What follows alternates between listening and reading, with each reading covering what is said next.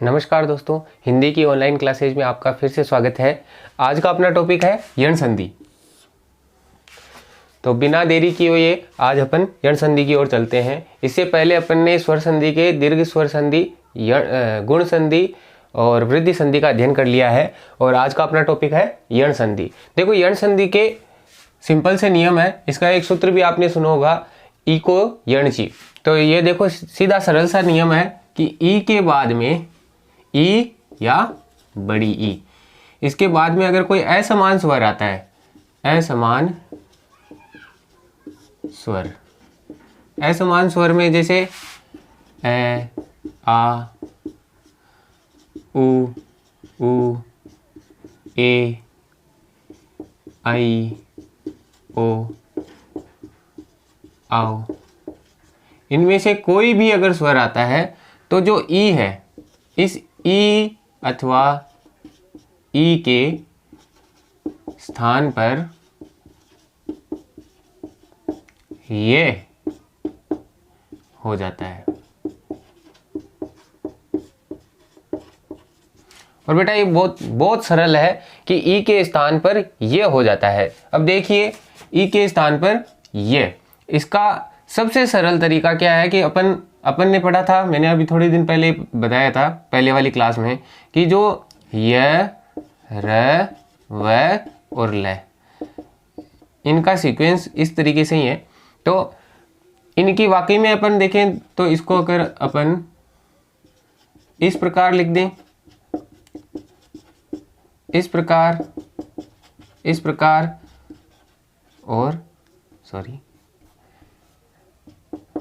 या इस प्रकार लिख दो, बात एक ही है।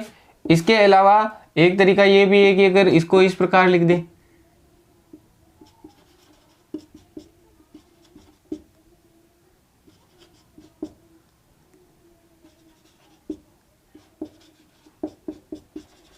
इस प्रकार लिख दो, तो इसका सीक्वेंस देखो, ये के बाद में व, फिर र और ल, इस तरीके से ये सीक्वेंस बनता है। क्योंकि उ, ई के बाद में उ आता है, उ के बाद में री के बाद में री।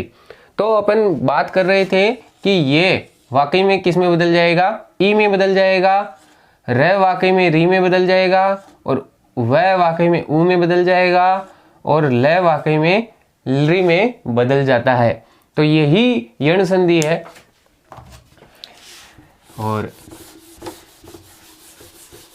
इस नियम के अपन उदाहरण देखते हैं। देखिए, अगर ई में अगर अ मिलेगा तो क्या बनेगा, यह बन जाएगा। इसके अपन उदाहरण देखते हैं। प्रतिधन अय, महत्वपूर्ण उदाहरण है। प्रतिधन अय क्या बनेगा, प्रत्यय। क्या बनेगा, प्रत्यय। इसके अलावा और उदाहरण देखते हैं। विधन अग्र, व्यग्र, विधन अग्र व्यग्र। अभिधन अंतर, अभिधन अंतर। अभ्यंतर, इसको अपन वर्तनी की दृष्टि से देखें तो आप क्या कई बार गलत लिख देते हो, आभ्यंतर, आभ्यंतर, ये गलत है। आभ्यंतर कोई शब्द नहीं होता है, अभ्यंतर होता है।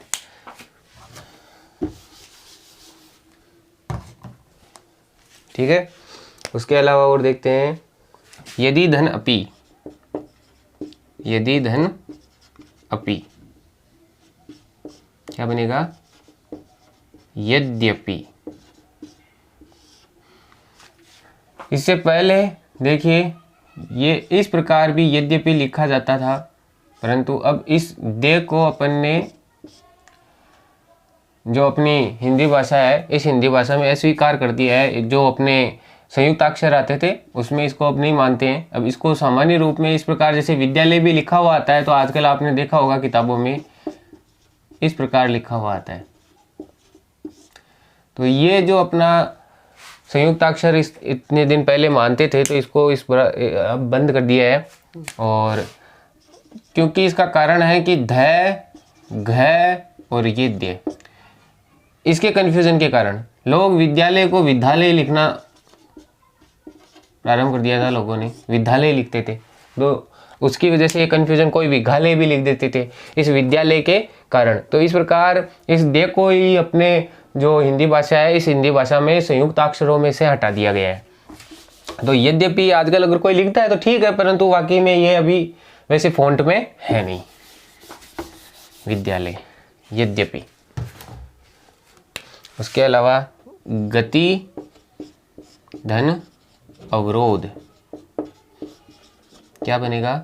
गत्यवरोध।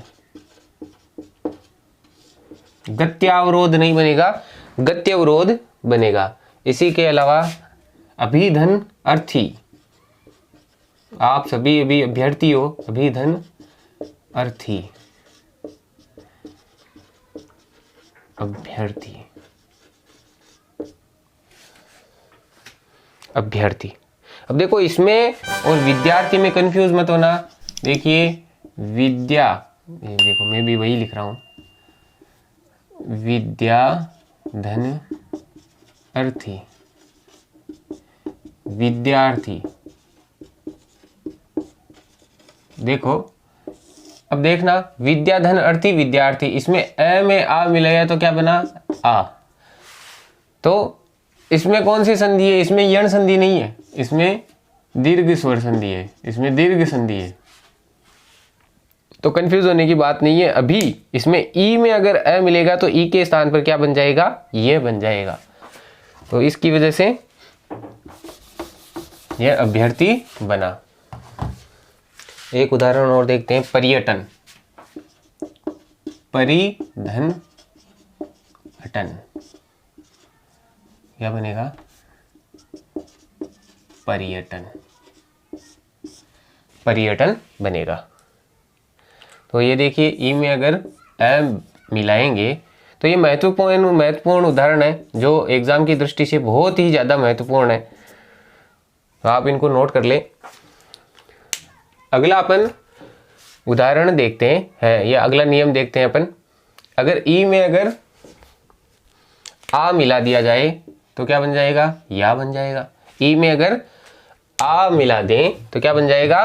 या बन जाएगा। इसके अपन उदाहरण लेते हैं। इसके उदाहरण लेते हैं। देखिए नी धन आय, नी में अगर आय जुड़ा तो क्या बना? न्याय, क्या बना? न्याय। नी में अगर आ जुड़ा तो क्या बन गया? या बन गया, न्याय। नी में अगर आय जुड़ा तो न्याय। अति में अगर आचार जुड़ा, अत्याचार। परीक्षा में आने वाले ही ज्यादातर आपको वही उदाहरण देखने को मिलेंगे अपनी क्लासेज में, कि वही उदाहरण आएंगे जो आपके एग्जाम की दृष्टि से बहुत महत्वपूर्ण है और एग्जाम में आने लायक ही रहेंगे। अपन जो अतिरिक्त उदाहरण है या एक्स्ट्रा है वो अपन पढ़ेंगे ही नहीं। पर्याप्त, परिधन आप्त, पर्याप्त।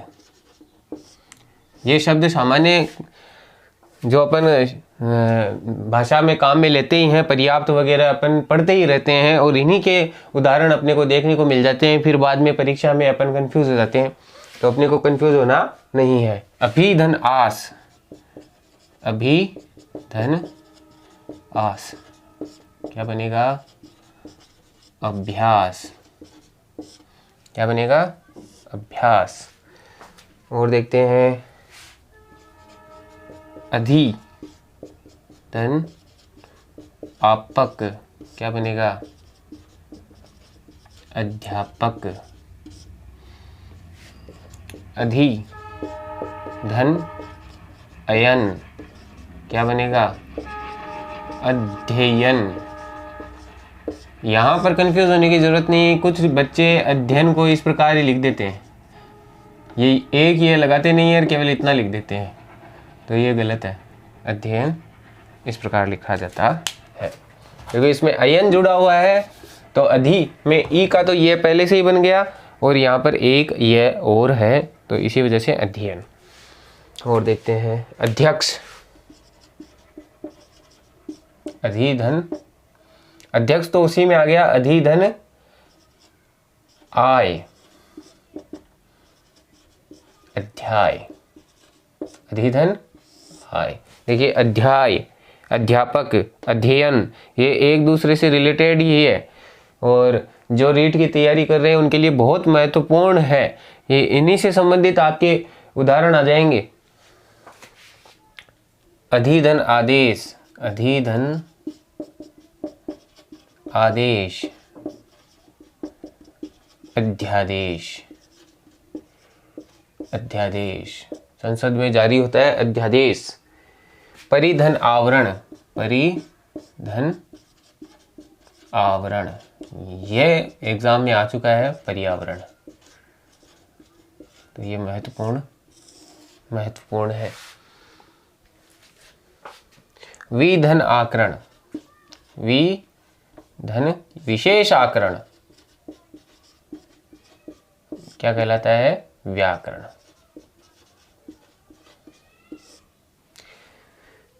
और एक और ले लेते हैं, विधन आख्यान, विधन आख्यान, व्याख्यान, इसको विधन आख्या भी कर सकते हो, व्याख्या।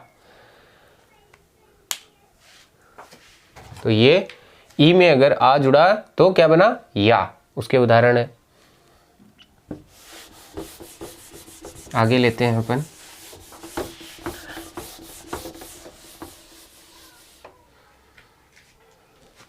ई में अगर उ जुड़ा तो यू, ई में अगर उ जुड़ा तो क्या बनेगा? यू बनेगा। जैसे प्रति धन उत्तर तो क्या बनेगा? प्रत्युत्तर। क्या बनेगा? प्रति में अगर उत्तर जुड़ा तो क्या बनेगा? प्रति प्रत्युत्तर। उसके अलावा अभी में अगर उदय जुड़ा, अभ्युदय, क्या बनेगा? अभ्युदय। प्रत्युत्तर, अभ्युदय, दोनों ही, ये तो आरएएस में पूछा ही जा चुका है, तो इस प्रकार के क्वेश्चंस आते ही रहते हैं।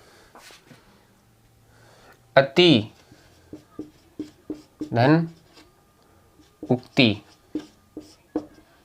अत्युक्ति, अति धन उक्ति, अत्युक्ति। हाँ, एक ये बहुत महत्वपूर्ण है, ऊपरी धन उक्त, उपर्युक्त। ये देख लो, ऊपरी धन उक्त। अब ये उपर्युक्त कैसे बना? देखो, ऊपर र आधा और अगर इसमें ई उ त, अब इसकी जगह क्या बन जाएगा? ये बन जाएगा, ऊ की मात्रा लग जाएगी, तय का तय रह जाएगा। अब इसको देखो, ऊपर ये र इसके ऊपर लग जाएगा, उपर्युक्त। इस प्रकार लिखा जाता है। एक आपने देखा होगा उपरोक्त लिखते हैं, एक उपर्युक्त लिखते हैं। दोनों में से कौन सा सही है? ये सही है, ये गलत है। उपरोक्त कुछ भी नहीं होता, उपर्युक्त होता है। ठीक है,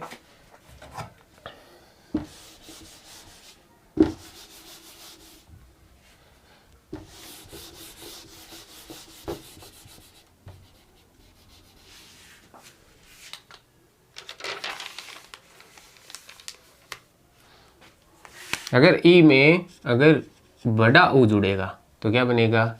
यू। इसका एक उदाहरण लेते हैं, प्रतिधन उषा, प्रत्युषा, प्रतिधन उषा, प्रत्युषा। विधन उ है, विधन उ है, व्यूह की रचना करते हैं अपन, व्यूह। विधन उ है, व्यूह है। एक और महत्वपूर्ण सवाल जो एग्जाम में आ चुका है। नी धन ऊन, न्यून, नी धन ऊन, न्यून। इसी प्रकार प्रति धन ऊ है, प्रति धन ऊ है, प्रत्यु है, प्रत्यु है। चारों के चारों बहुत महत्वपूर्ण उदाहरण है। साथ साथ में लिखते रहिए, केवल वीडियो देखने से ही कुछ नहीं होगा, आप इसको नोट डाउन कर लिया करें ताकि आपके जो नोट्स है वो तैयार हो जाएं और आगे कंपटीशन एग्ज़ाम्स, अगर आप अभी केवल तीसरे से लेकर के 12वीं तक के विद्यार्थी हैं तो भी कोई प्रॉब्लम नहीं है, आपके आगे कंपटीशन एग्ज़ाम्स के लिए नोट्स तैयार हो जाएंगे। आगे आपको नोट्स तैयार करने की ज़रूरत नहीं है। अगली क्लास में अगर आप जाओगे तो वहाँ पर भी आपको ज़रूरी नहीं पड़ेगी कि आपको इस प्रकार के कहीं कोचिंग करने की आपको ज़रूरत पड़े, ऐसी आपकी आवश्यकता नहीं पड़ेगी। तो आप इसको नोट डाउन करते रहें।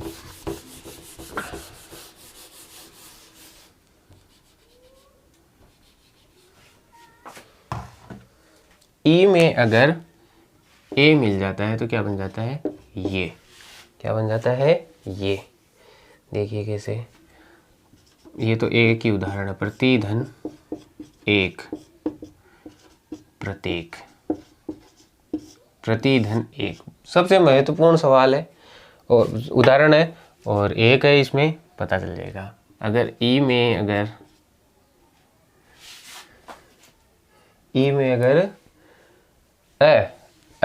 अगर ई में अगर अ मिलेगा तो क्या बनेगा, ये बनेगा।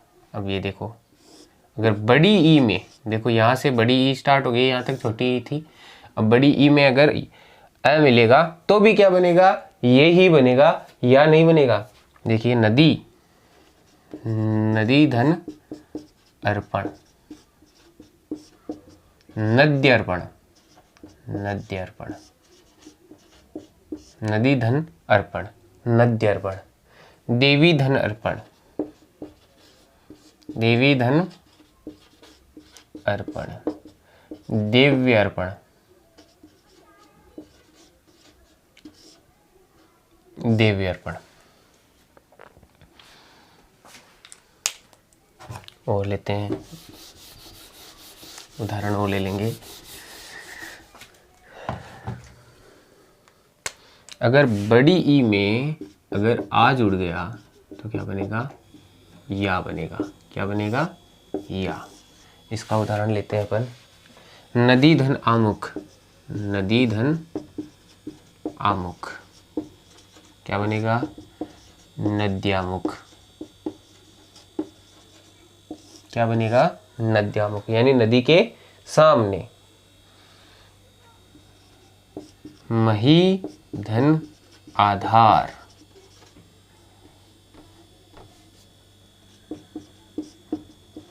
मैयाधार, मैयाधार, मैयाधार।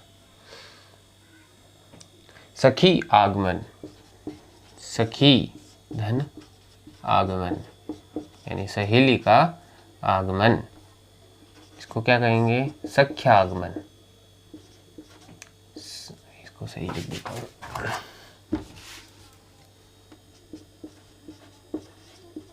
सख्या गमन, लगता देखो कैसे, गमन, सख्या, सख्या गमन, ऐसा लगता है जैसे सखी का गमन हो गया, पर वाकई में क्या है, सखी धन आगमन, सख्या आगमन, यानी सखी का आगमन हुआ है, सख्या आगमन।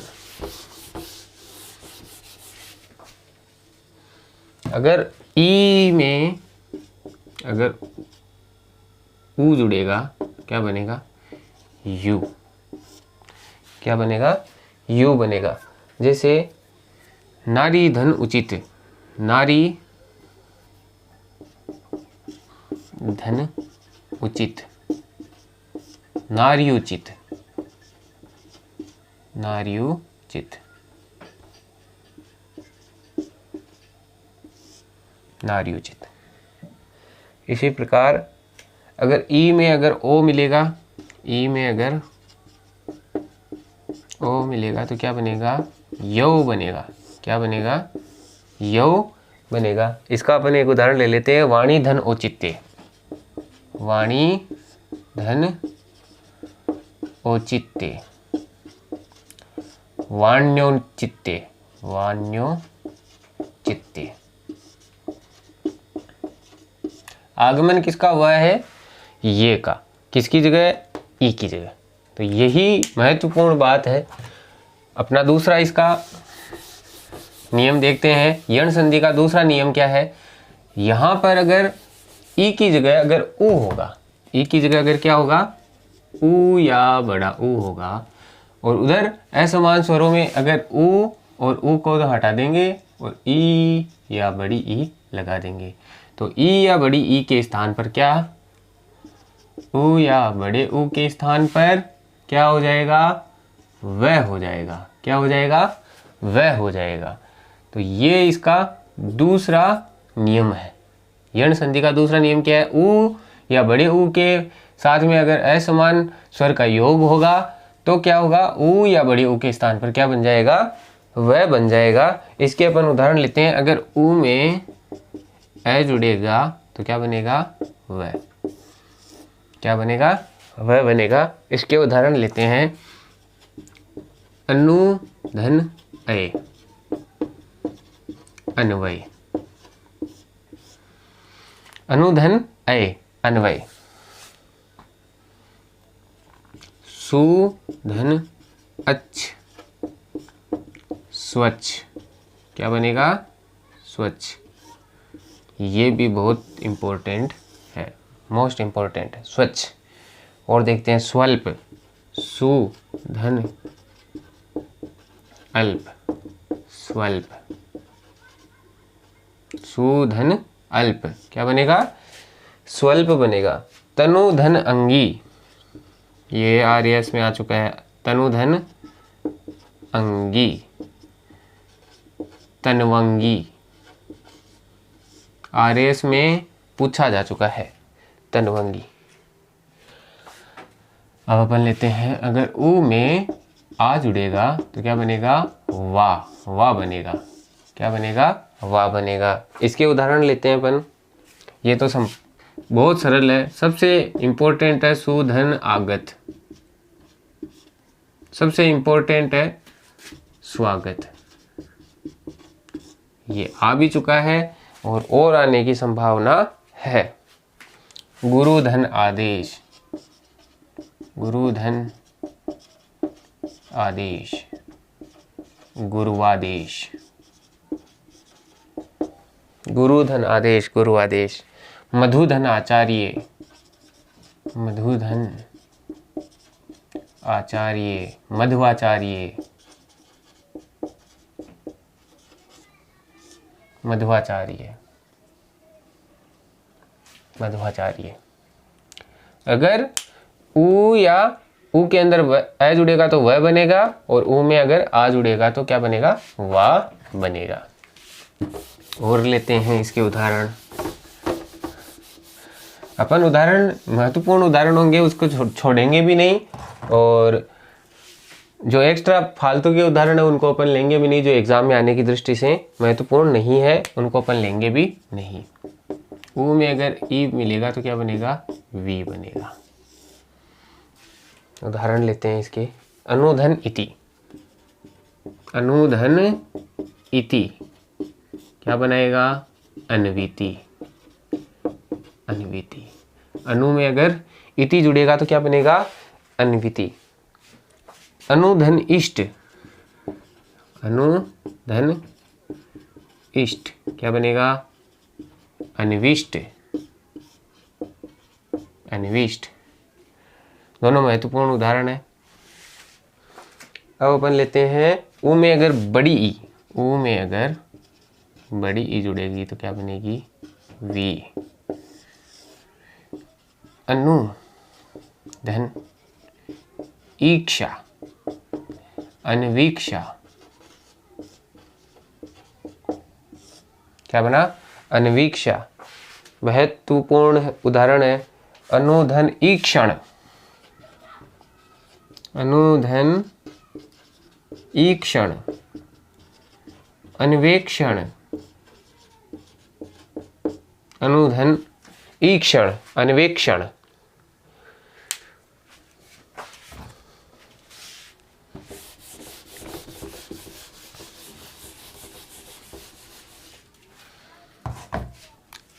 इसके अलावा और लेते हैं अपन, ऊ में अगर ए जुड़ेगा तो क्या बनेगा, वे बनेगा।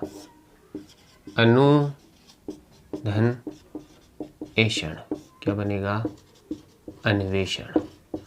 मोस्ट इम्पोर्टेंट सवाल है, 3 या 4 बार तो पूछा जा चुका है। अनु धन एषण अन्वेषण। उसके अलावा एक और ले लेते हैं, अगर बड़े ऊ में अगर आ जुड़ेगा तो क्या बनेगा, वा। देखिए, वधू आगमन। वधू में ध्यान रखना, वधू में हमेशा बड़ी मात्रा आती है। वधू धन आगमन, वधवागमन। लगता है जैसे कि वधू धन आगमन, या लगता तो वधवागमन लगता है, परंतु वाकई में इसका मतलब क्या है, वधू का आगमन।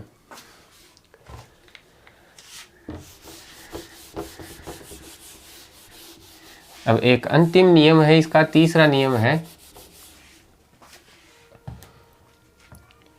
कि री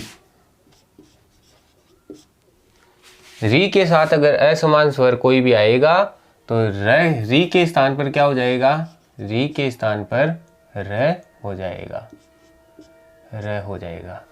अपने री के उदाहरण है नहीं तो री के आएंगे नहीं। री आता है अपने संस्कृत है नहीं, हिंदी है, तो अपने हिंदी में री आता है, तो री को स्वरों में स्थान दिया गया, तो री के स्थान पे क्या है, र हो जाएगा। इसके अपन उदाहरण देते हैं, जैसे री धन आ, तो क्या बनेगा, रा। क्या बनेगा, रा बनेगा। देखें, पितृ धन आज्ञा। पितृ में अगर आज्ञा जुड़ेगा तो क्या बनेगा, पित्राज्ञा, पित्राज्ञा। मातृ धन आज्ञा, क्या बनेगा, मात्राज्ञा। अगर री के साथ में ऊ जुड़ेगा तो क्या बनेगा, रू। ये देखो, रू छोटी मात्रा है, इसको छोटी मात्रा मानेंगे। इसका मैंने आपको बता ही दिया है कि र की छोटी मात्रा बिना गांठ वाली होती है, अगर गांठ लगा दे तो बड़ी मात्रा है। पितृ धन उपदेश क्या कहलाता है, पितृपदेश, पितृपदेश। मातृधन उपदेश, मातृपदेश। मातृधन उपदेश, मातृपदेश। एक और देखते हैं, अगर री में अगर अ जुड़ जाएगा तो क्या बन जाएगा, र। पितृधन अनुमति, क्या बनेगा, पितृनुमति, पितृनुमति, पितृनुमति नहीं, पितृनुमति, पितृनुमति। इसके अलावा और उदाहरण ले लेते हैं 2।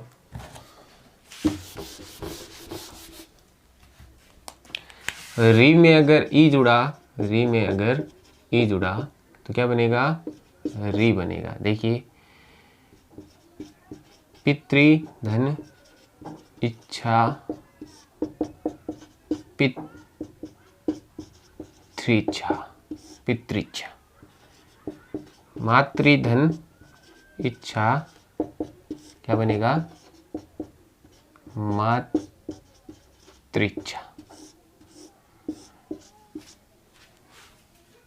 तो अपने यण संधि आज यहीं खत्म होती है, और अगली क्लास में अपन जो अपने स्वर संधि की आखिरी संधि बची है वो है अपनी अयादी संधि, उसका अपन अध्ययन करेंगे। आज के लिए इतना ही, धन्यवाद।